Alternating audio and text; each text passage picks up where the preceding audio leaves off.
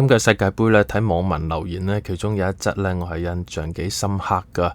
咁啊喺法國對瑞典呢個32強賽事，呢位網民就表達咗對法國隊嘅高度讚賞。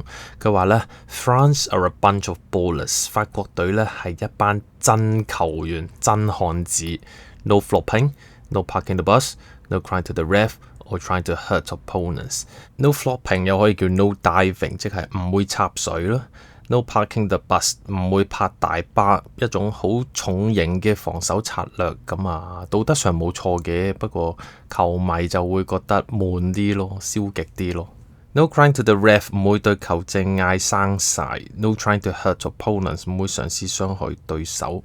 咁文法上我哋學到4組嘅 no ing phrase 好對稱咁擺埋一齊，然後好具體好傳神話到俾我哋聽法國隊係點樣嘅，或者唔識足球嘅我哋都會了解到足球係咩嘅一回事，點樣為之踢波，點樣為之唔係踢波。當然有睇開波嘅朋友亦都可以嘗試對號入座，到底係邊個球員或者邊一隊係會做以上呢4個動作嘅呢？咁啊，從呢個留言我哋睇到呢位網民呢係好認識足球之餘，亦都有一個高尚嘅道德情操。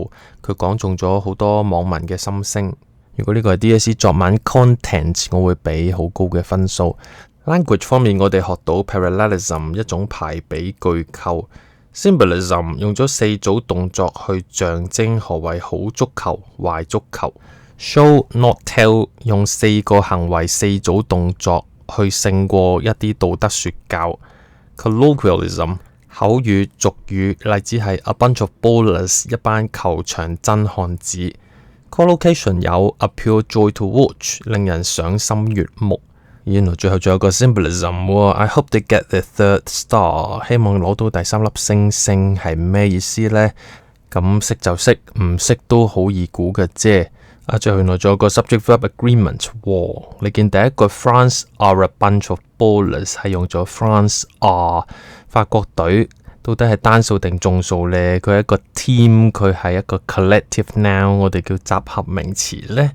咁的確可以單數可以眾數啊。而喺呢度作為法國嘅球員們係一班真漢子們，作為眾數咁去諗呢，係比較合理嘅。